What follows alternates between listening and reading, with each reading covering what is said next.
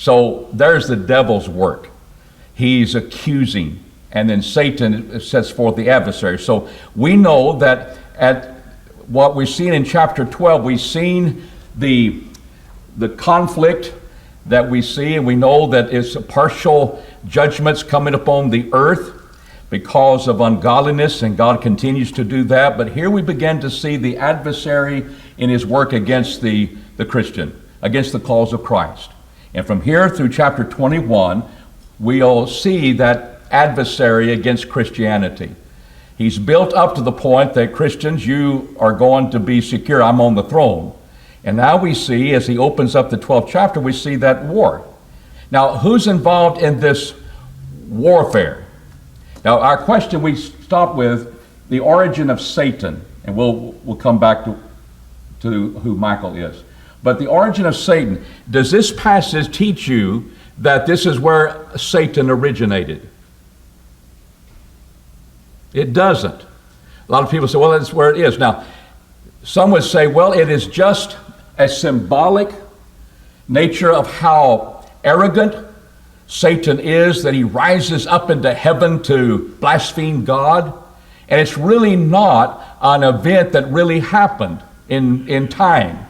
That it is, it's just symbolic. It's not really a warfare that took place in heaven. Of course, we have 2 Peter, where angels, they did not keep their place of authority, and then they were cast into Taurus, waiting for the judgment.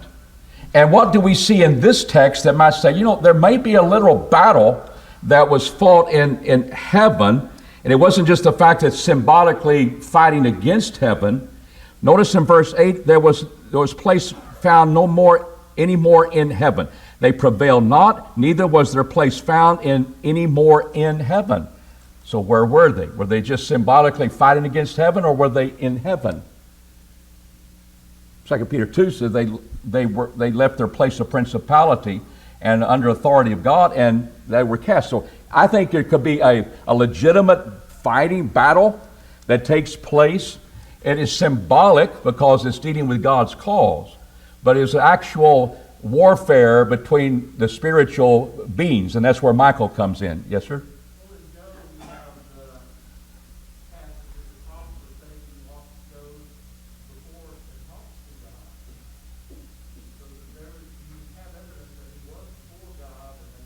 Right. Yeah. So I think at one time he really was there, but I don't know the origin of Satan. That's another topic. So the spiritual beings have fought, and this is not the first time it's happened. Who is Michael? Is he just a regular angel, or is he a chief angel, the archangel? He's an archangel. Come back with me. We've studied Daniel before here, so we might as well use some of the knowledge that we have from Daniel. But in Daniel, the 10th chapter, I read about 3 passages where, to your point, Danny, there's spiritual beings. They're standing before God. They're speaking before God. Well, here's battles being fought with Persia and with Greece. Not literally on the battlefield, but in the spiritual realm. The prince of the kingdom of Persia withstood me 1 days. But lo, Michael, one of the chief princes, came to help me, and I remained there with the kings of Persia, fighting the battles. There's governments, there's kingdoms, they're inspired by Satan a lot, but there's that battle, there's that conflict. Michael is involved in that. Verse 21, we read of that same chapter, because it's not going to just to be with Persia, but next Greece as well. But I will tell thee that which is inscribed in the writing of truth, that there is none that holdeth with me against these, but Michael, your prince.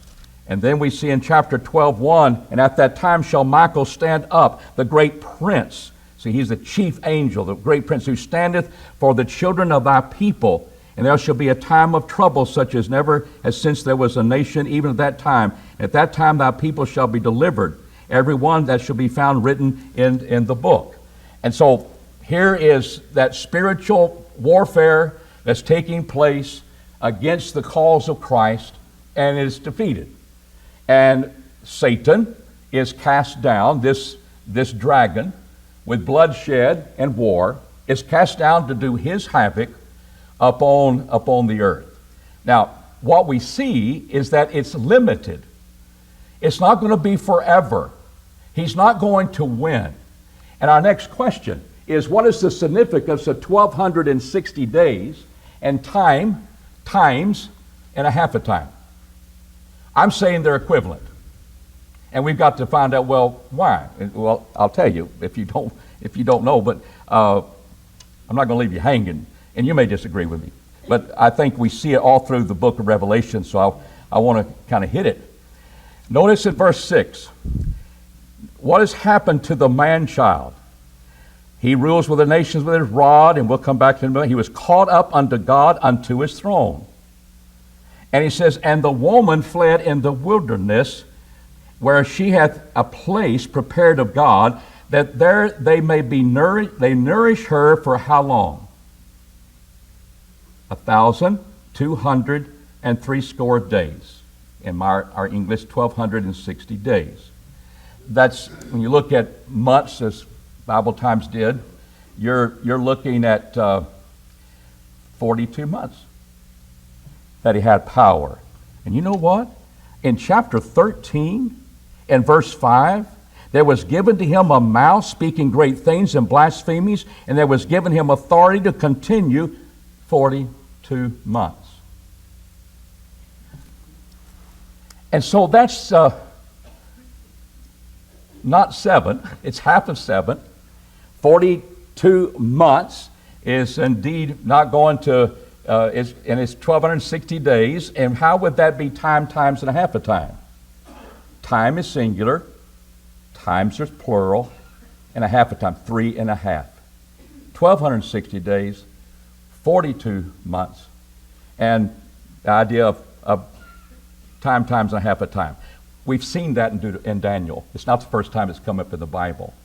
But this partial time, whether equivalent everything else, but times and a half a time, when you go think of it that way, it's 3 and a half. That's 1,260 days. In this context, it is dealing, that's how long she's going to be nourished, because she's not going to be destroyed. And at the end of the chapter, we see what happens next. But there's this period of time. Sometimes you will suffer persecution for 10 days, and you're going to be killed. If you love not your life, even if it means you're dead. There's going to be a certain, and 10 means idea of complete, but it's short but complete time. And then God's still in control, and he brings things to an end. And that's what we see in Daniel, of this partial time where I'm going to have to be nourished in the wilderness, the remnant of God, and we've looked at all facets of that. I won't go back over that, but there's the spiritual remnant of God. Remnant of God gave birth to Jesus. Now we know Mary did that. And what we see is that this Jesus will be ruling with a rod of iron. That's Psalm 2. That's Jesus Christ. So I'm not saying that Jesus wasn't born of Mary, and Mary was not a woman, and she's not considered here. I'm looking at background, that indeed the church did not produce Jesus. Sometimes the woman is the church. No, we're the product of Jesus. While Mary gave birth literally to him, seed of woman, so forth. Here was the remnant, and we saw this in Isaiah 66, and we see it in Micah, that Zion, this place where you can have refuge, God's purpose in time was setting forth the remnant. It's the remnant that's going to give birth to Jesus. That's this woman, that she's got the light that she follows around her. And that's what is taking place. So the remnant, needs to be protected.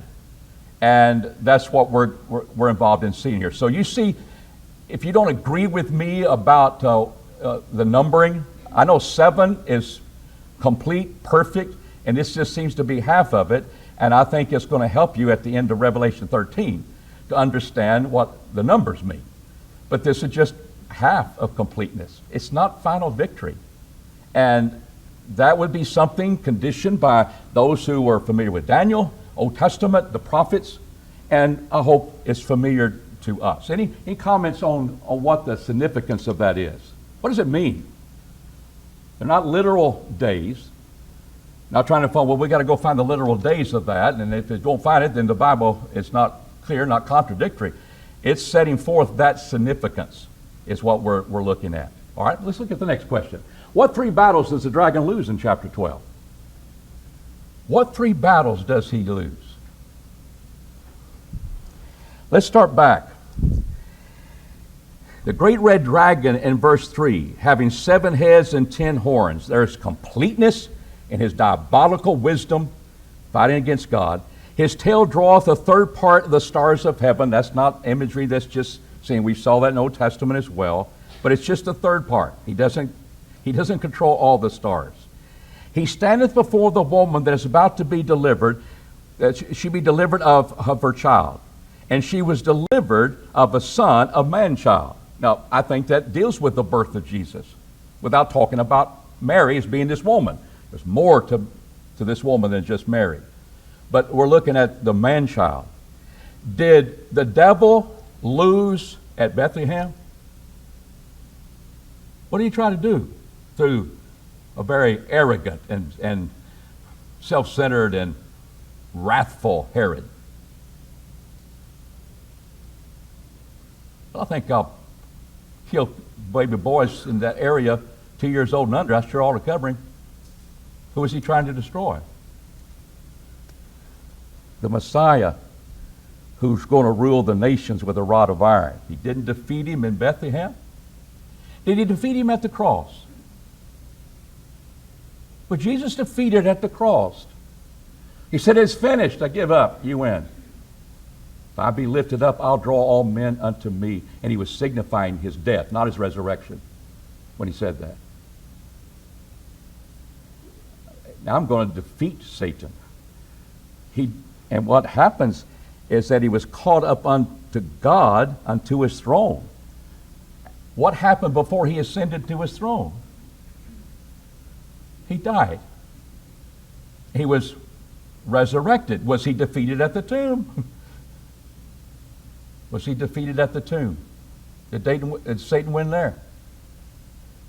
Jesus was resurrected. He came to destroy the works of the devil. He identified himself with flesh and blood so he could die, so he could take away the fear of death. Where all time we were subject unto bondage, unto Satan, he had a power of our fear of death because we didn't know what's ahead of us, and if we did, we'd be horrified. He lost control. He was defeated at Bethlehem. He was defeated at the cross, and he was defeated at the tomb. What does he pursue now? What is he after now in chapter 12?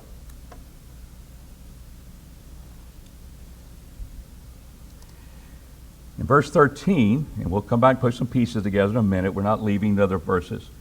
The dragon saw that he was cast down to the earth. He persecuted the woman that brought forth the man-child. Did he persecute Mary? We're only going to talk about Mary? No, he persecuted the remnant. That's which she signified. There was given to the woman the 2 wings of the great eagles, that she might fly the wilderness in her place, where she's nourished for a time, times and a half a time. Where was she nourished in verse 6? She was nourished in the wilderness. How long? 1,260 days. He just gives another way of looking at the same fact that he wants us to get.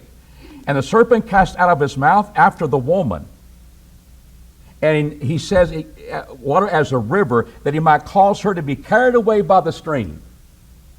The remnant of God, the saved people of God that was prophesied in the Old Testament is now coming to being, bringing forth a man-child and bringing forth a seed, God's people. Who is he pursuing?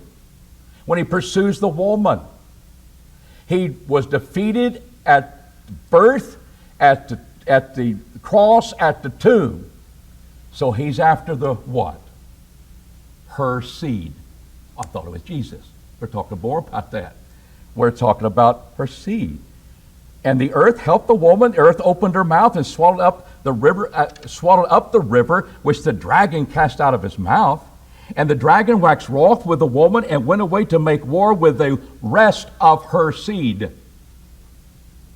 Oh, that must be the brothers and sisters of Jesus. Not physical, but who are my mother? Who is my mother? Who are my brethren? It's those who do the will of the Father. It's the remnant, the saved people of God. And he's out to get you and to get me. Well, we didn't live in the first century. He's still working. Now, in this context, he only has a short time. And that may be including our time here. But he is cast down the earth, and the angels with him in verse 9. But here's what his purpose is in verse 17. And he says he's going to make war with the rest of her seed. And what's that seed? That keep the commandments of God and hold the testimony of Jesus. I couldn't defeat Jesus. And I can't defeat his cause. But I can defeat one at a time. Will they bow their knee to Caesar, or will they not? Will they be faithful even if it means their death, or not? And the point is, don't let him win. This is why the book is written. This is for the rest of her seed. The remnant that brought forth Jesus Christ is the remnant that the devil pursues. And if we see it in time where that indeed fits very well with the Roman Empire, as we'll see in chapter 13, but it's also what can happen to us now. That Satan hasn't said, well, I don't care about what happened after the first century. All those souls he doesn't care about. He's a destroyer. And he works his havoc with people. He works in the hearts of people. And we have to constantly be on guard. That's why we have our Bible studies. That's why we study our Bible, to realize that he's not going to defeat the cause of Christ. And therefore, he's not going to defeat me. I'm going to be strong. That's what this book was about. To allow them to expose their neck when they didn't bend their knee. And they would die for the cause. They're the ones that are victorious. How do I know that?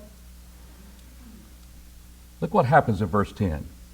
I heard a great voice in heaven saying, now is come the salvation and the power and the kingdom of God. He hasn't defeated God in heaven. He hasn't defeated his purpose. For the accuser, that's what devil means. For the accuser of our brethren is cast down, and he accuses them before our God day and night. He's still doing that. Have you seen that brother so-and-so? God, he doesn't really serve you. He serves himself. Test him. Did that to Job. And he found out how faithful Job is. Job had his struggles. And notice, they overcame him. What do you mean they overcame him? Listen, because of the blood of the Lamb, see, didn't feed him at the cross. And because the word of their testimony, which was proclaiming the testimony that Jesus died for our sins, raised for our justification, the gospel that caused these people to be part of the remnant and be a part of this seed of woman, and because of their testimony, and they loved not their life, even unto what?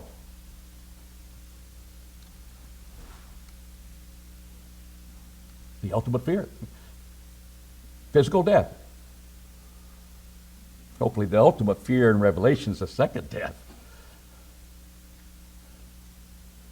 They love not their life. That's easy to say. But the victory came because they were willing to die for that cause. Devil, you didn't win. On that woman who was beheaded because she wouldn't bow your knee. To that man who was beheaded because he wouldn't bow your knee to Caesar. And maybe young people had to go that route too. But verse 12, therefore rejoice, O heavens, ye that dwell in them. Woe, for the earth and for the sea, So what we're going to see, these beasts are coming out of the sea, the beast is coming out of the earth, because the devil is gone down unto you, having great wrath, knowing that he hath but what? Oh, short time. Not complete 7. And he knows eternity is ahead. He knows he only has time here upon this earth. You know, when we read about heaven, we read that we cannot die. It's amazing to me that in heaven we cannot die. There's not going to be any sin that enters in. And there won't be any struggles, whether I'm going to sin today or not. There won't be any struggles to have to live up to God's standard, and we'll fall short, and we struggle with guilt. We struggle with all of the things. It won't be the conflict anymore. We're just praising God. And I'm thinking about these people. What a wonderful experience that they're having in the comfort of God, knowing that they got history right. They were on the right side of history. Eternity. And eternal. And this was said, and what's it, of all of the dragon trying to go after the woman, the river coming out to destroy the woman, the remnant of God, you think, well, why would you ever be happy? Oh, rejoice, salvation has come. Because Satan is defeated. And all of that is to get the Christian to straighten up and realize you only have a short time, and Satan knows he has a short time. That's why he's mad. That's why he's angry. But as we've already seen in the previous chapters, there comes a time when people would rather have the mountains crash upon them, which is suicide if you did that yourself. Let the mountains crash upon them instead of facing the wrath of the Lamb. You don't want to meet the wrath of the Lamb. So whatever sarcastic things that the soldiers did before they cut off your head, of how mean they looked, how big they were, how big that sword was, how painful it was to be put to death, and your family may have been put to death first. How painful it was to be the electricity for Caesars as they lighted up in the days of Nero. They lighted up his gardens with their bodies being burnt on flames. The world would say, we defeated you. What's God say? You've overcome. Because the blood of the Lamb, we got our sins forgiven. We got that before a holy God. Because the word of the testimony, and see, that wasn't enough. Oh, I've been saved by the blood of the Lamb. I love the word of God, but you don't apply it. You don't apply it. I don't apply it when we do that. This was application. And I've been on the earth long enough that I've gone through studies with men that I admired that were preaching and teaching these things, and we're living in times where we were not persecuted. And so we can only think in theory. But we've seen how quickly that can turn upon people of faith in our times. And that's why this book, I think, becomes very relevant. Where will we stand? There would be people that would falter. There would be people that fall away. And he has something to say about them at the end. The fearful even come before the liars who are cast into hell. Don't fear the fear that the devil brings upon you. Fear God and reverence him. And because we already know we already know who wins. We're only halfway through, but he's already on his throne in chapter 4. Here's the victory that we have taking place. So that's the battle he is pursuing. And in this day and time, it's you and me. All right? First, any questions on chapter 12? Let's go in chapter 13. Identify, and this is just getting a broad picture of this, identify the beast. Beast coming out of the sea. We're going to see, we've already seen sea and earth, and I'm saying in the notes you have in your papers and class lessons that I'm looking at this as being the beast is not Satan. We got dragon. He's inspiring these beasts, and so we begin to see that. In the next question, how do we know that indeed? I might as well put that up there. How do we know that this was coming in the Roman Empire in this time? We know from that God's kingdom will be set up in the days of the fourth empire, and that is Rome. But all these characteristics we look at here, I think, fit into that time frame as well. So what is the sea? Here's the sea of humanity. Here is the world as the world looks at things. Commerce. The rest of this book, we're going to see how the nations were connected with that beast because they got money from them. Do people like the United States and other nations because they just love the United States? It's money. It's power. And a world empire had that kind of influence. And so from the world standpoint, it becomes a very powerful source coming up out of the sea of humanity, of the world. Now, the earth will see something else that is taking place. But let's notice some things about this. Again, he has 10 horns and 7 heads. Is he very powerful? Got 10 horns. Is he very wise? He's got 7 heads. Completeness. That doesn't mean it's the wisdom of God, but it's the wisdom of Satan. And what does he do? He has upon his heads, they're names of blasphemy. They're totally antagonistic toward God, this beast. And the beast which I saw was like unto a leopard. It's swift. His feet were as of a bear, very heavy, trouncing. His mouth was the mouth of a lion, ferocious. And the dragon gave him his power. Who's the dragon? Satan. He gives powers to kingdoms of this earth to do his bidding, and great authority. And I saw one of his heads as though it had been smitten unto death, and his death stroke was healed, and the whole earth wondered after the beast. And they worshiped the dragon because he gave his authority unto the beast. One smitten to death. In the Roman Empire, there was persecution under Nero, earlier than Domitian in 90 AD to 100 AD. But who's alive now? Nero's dead.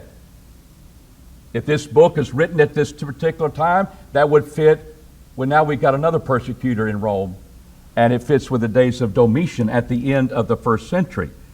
His death stroke was healed. It seemed like he keeps coming after one ruler right after another, this beast. And they worshiped the dragon because he gave his authority unto the beast, and they worshiped the beast. So when you're worshiping the beast that comes out of the sea, which I think is emperor worship, who are you worshiping? Satan. You cannot partake of the table of the Lord and the table of demons. We're not worshiping Satan. Yeah, you are. Idols, they represent something that's not God. Satan likes that. He doesn't care how he gets his way against God. But he says, who is like unto the beast? Who is able to war with him? There was given him a mouth speaking great things and blasphemies. How arrogant can you get? How more arrogant can you get? So I'm God. I'm God. And you're going to have to worship me. That's the time we're looking at. And there was given him authority to continue 42 months. 3.5 years, by the way. Times and a half a time. 1,260 days. And what was significant about that, it's just partial. He has all of this authority, has all of this diabolical wisdom. He has his way. It seemed like he's in control. That's why we looked at Revelation 4, the throne scene. And that's why we're looking at the introduction of Revelation 12, about the background of this battle. We know what's going to happen to the dragon. We know what he's trying to do, and he's working out through the beast. He opened his mouth and blasphemed against God, to blaspheme his name and his tabernacle, his church, his That's what we are in the New Testament. Them that dwell in heaven. And it was given unto him to make war with the saints to overcome them. From a perspective of the world, yeah. You see them crucified. Yeah, Jesus was crucified. They didn't win that one. It looks like that. And he does overcome for there was that short period of time.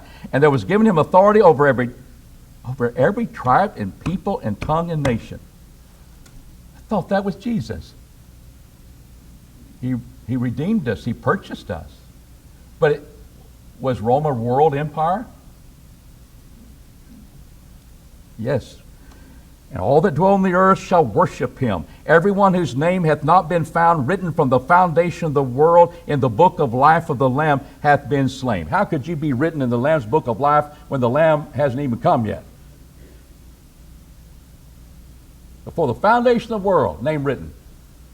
Sound like Calvinism. No, it doesn't have to be that. Is that this is God's eternal purpose. And your name's not going to be written there just because you were baptized into Christ in AD 87. How will you finish?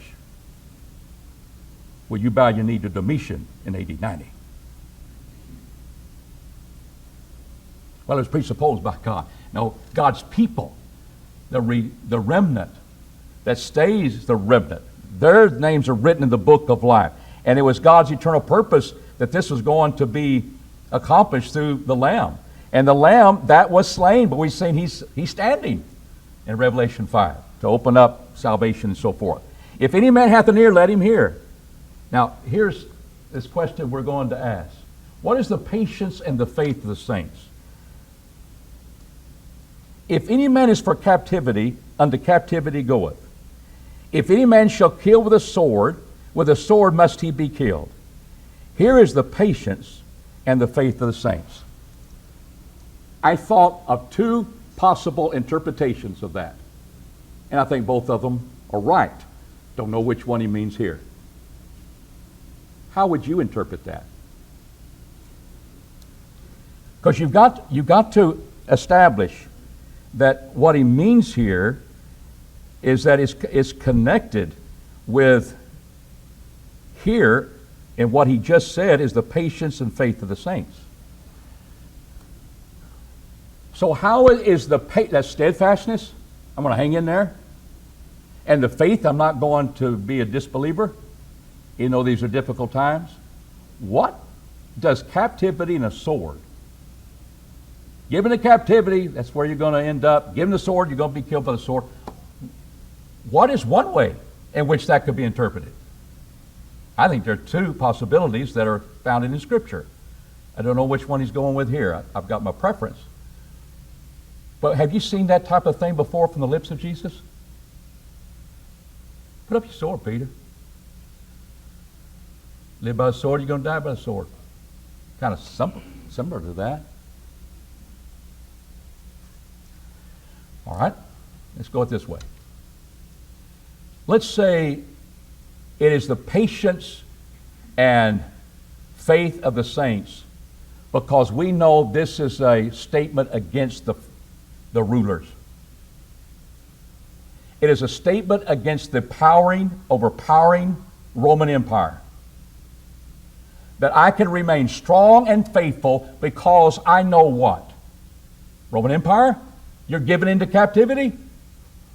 Into captivity you'll go.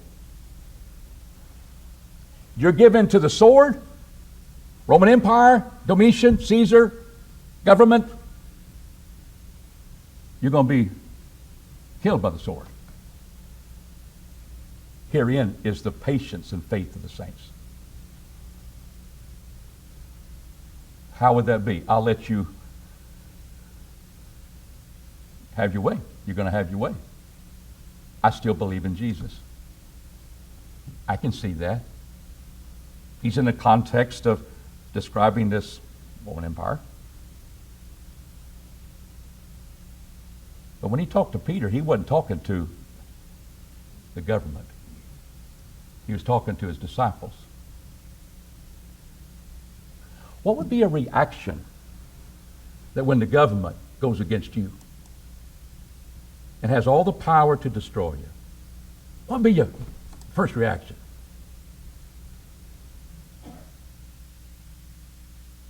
I'm going to rebel. I'm going to fight back. You know, there were some zealots. One of them was an apostle who would love to overthrow the Roman Empire. He became an apostle of Jesus. Peter was ready to go to war. Jesus says, if my kingdom was of this world, then would my disciples fight. And they could use warfare too. And he was just trying to warn the persecuted saint, maybe, like he warned Peter. That's not how we win our victory. I can see it going both ways. And a great lesson for both of them, for the saints. Yeah. You talk to that empire, and I know it won't succeed, and therefore I'll stay faithful. Or allow me to be faithful even unto death, knowing that's not the way to gain victory in heaven. And I hope we'll look at both of those sides. Do you have a third one? I couldn't think of a third one. How does the beast of the earth deceive those dwelling on the earth? First of all, let's establish, before we go there, who's the beast that comes out of the earth? And I'll let you guide me on that one.